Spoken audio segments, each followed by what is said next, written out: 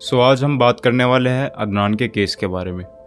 जैसे कि आप देख रहे होंगे न्यूज़ में अदनान का जो केस है रील्स और न्यूज़ में बहुत ज़्यादा आग की तरह फैल रहा है।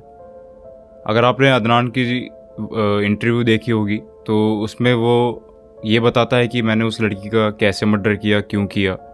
आपको वो इंटरव्यू देख के ऐसा फील ही नहीं होगा कि वो उसने पहली बार मर्डर किया हो।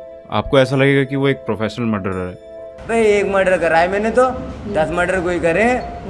जब 10 मर्डर करूँगा तो मेरा भी एनकाउंटर हो जाएगा, खत्म। इस केस में हमारे पास 4 कैरेक्टर है, अदनान और उसकी वाइफ और आसमा और उसका पति। जिसका मर्डर हुआ, जिस लड़की का मर्डर हुआ उसका नाम आसमा था और उसका भी एक पति था। और जो हमारा जो मेन सस्पेक्ट है अदनान, जिसने मर्डर किया था, उसकी भी एक पत्नी थी। ये चारों एक शेयरिंग में रहते थे, शेयरिंग घर में रहते थे। जैसे कि लाइक बॉयज़ जो रूम शेयर करते हैं हॉस्टल वगैरह में, वैसे ही ये 4 परिवार थे, मिडिल क्लास फैमिली थे।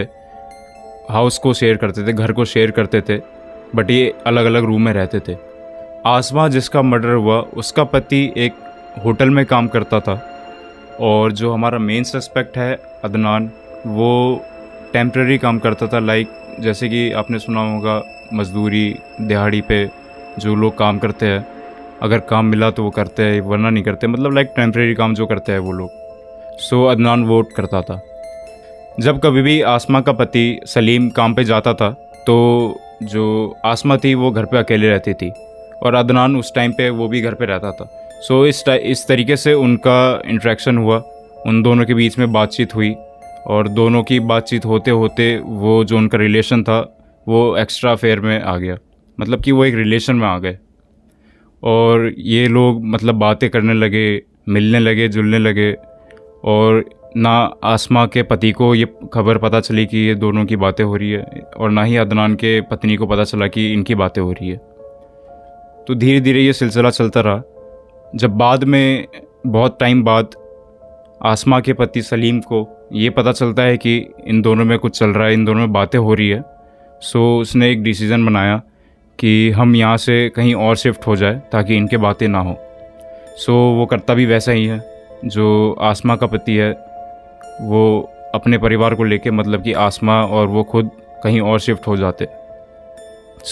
इसलिए आसमा और अदनान की बातें बिल्कुल ही बंद हो गई। अदनान ने ये डिसीज़न लिया कि मैं आसमा को एक फ़ोन गिफ्ट करूं। उसने आसमा को एक फ़ोन गिफ्ट किया 10,000 का, जिस लड़के ने मतलब शायद ही अपने पत्नी को कभी गिफ्ट किया हो, क्योंकि वो एक मतलब मजदूरी करता था, टेम्प्रेरी काम करता था, शायद ही उस पर पैसे हो। उसने अपने गर्लफ्रेंड के लिए, जो उसका एक्स्ट्रा अफेयर चल रहा था आसमा के साथ, उसने 10,000 का फ़ोन उसको गिफ्ट किया सिर्फ बातें करने के लिए। उसने फ़ोन गिफ्ट किया एंड उनकी बातें होने लगी और वो मिलने जुलने लगे। फिर बीच में होता क्या है कि मतलब वो नोटिस क्या करता है अदनान कि आसमा उससे बात नहीं कर रही, मतलब कि जब भी अदनान उसे कॉल करता या मैसेज करता बट आसमा उसका रिप्लाई नहीं देती, ना कॉल्स को उठाती, वो बिल्कुल ही इग्नोर कर देती। अब वो नोटिस करता है ये चीज़ कि ये क्यों नहीं मेरा कॉल उठा रही, क्यों मैसेज का रिप्लाई नहीं कर रही। ये सोचता है कि जिस तरीके से मुझे मतलब मेरे लिए उसने अपने पति को चीट किया, क्या पता ये मेरे लिए मतलब मेरे को किसी और के लिए तो चीट नहीं कर रही। इसके दिमाग में मतलब ये सारी चीज़ें चलती रही और इसी चक्कर में, इसी टॉपिक में अदनान और आसमा की लड़ाई होती रही, मतलब इसी चीज़ों में झगड़े होते रहे। तो एक दिन जो अदनान है, जो हमारा मेन सस्पेक्ट है जिसने मर्डर किया, वो ये सोचता है कि मैं इस लड़की को सबक सिखा के रहूँगा कि मेरे को ऐसा क्यों कर रही है, क्या कर रही है। और ये दोनों, इनका एक मतलब मेन स्पॉट था, एक कब्रिस्तान था मेन स्पॉट, जहाँ ये दोनों मिलते रहते थे। और इन्होंने मतलब ऐसा स्पॉट चुना था कब्रिस्तान जहाँ इन्हें कोई देख ना पाए। अदनान ने आसमा को वहाँ मिलने के लिए बुलाया बाद में कि मैं इसे आज सबक सिखा के रहूँगा। और अदनान अपने साथ एक नाइफ़ लेके गया था, छुरी लेके गया था। अब उस टाइम उसका मोटिव क्या था हमें नहीं पता, बट वो अपने साथ एक नाइफ़ लेके गया था। और जो आसमा है वो भी नॉर्मली चली गई, क्योंकि जैसे ये हमेशा मिलते थे कब्रिस्तान में, अपना स्पॉट इन्होंने जो बना रखा था मिलने के लिए, तो उसको भी नॉर्मल लगा कि हाँ ठीक है, अदनान मुझे बुला रहा है तो मैं मिलने चले जाऊँ। तो वो उससे मिलने गई, और जब ये दोनों मिलते हैं तो अदनान सीधा उसका फ़ोन मांगता है ये चेक करने के लिए कि तो शायद उसे कुछ मिल जाए। बट जो आसमा है जिसका मर्डर हुआ, उसने मतलब साफ मना कर दिया कि मैं अपना फ़ोन नहीं दूंगी। तो अदनान ने बहुत कोशिश करी, बहुत मांगा, बट उसने फ़ोन फिर भी नहीं दिया। बट फिर लास्ट में अदनान ने उसका फ़ोन छीना एंड अपना जो उसने फ़ोन गिफ्ट किया था आसमा को, उसने उस फ़ोन में देखा कि उसके अलावा, उसके पति के अलावा और भी आसमा दूसरे लड़कों से बात करती थी। ये देख के अदनान अपने आपे से बाहर हो गया। वो कंट्रोल नहीं कर पाया, इतना गुस्से में आया कि जो वो अपने साथ नाइफ़ लेके गया था उसी टाइम उसका उस नाइफ़ से गला काट दिया। और वो उसका मर्डर करने के बाद उसकी जो लाश है उसी कब्रिस्तान में उसी जगह छोड़ के अपने काम पे चुपचाप चला गया, जैसे कि कुछ हुआ ही ना हो। बट वो ये भूल गया कि जो उसने ये मर्डर किया है, जो उसने ये कांड किया है, कि वो उसकी ये चीज़ें पकड़ी जाएंगी। और लास्ट में यही होता है कि मतलब वो बहुत टाइम तक वो कब्रिस्तान में उसकी लाश पड़ी रही।